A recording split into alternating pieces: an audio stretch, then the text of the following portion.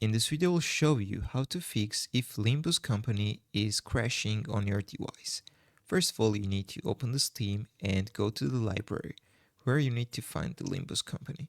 Then you need to right click on it and go to the properties. Make sure that Steam overlay while in game is toggled on. So if it's turned off, you need to turn it on. After that, you need to go to the installed files, and then you need to click on verify integrity of game files. And after you will do it, then you need to click browse, and it will open the Limbus Company folder in your device. Then you need to find the Limbus Company in this folder, right click on it, go to the properties, and go to the compatibility settings.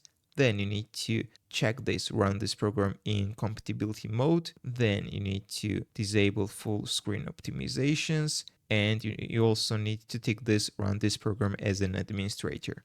Then click apply and OK. So this will fix your problem. If this video was helpful for you, don't forget to click the like button and don't forget to subscribe.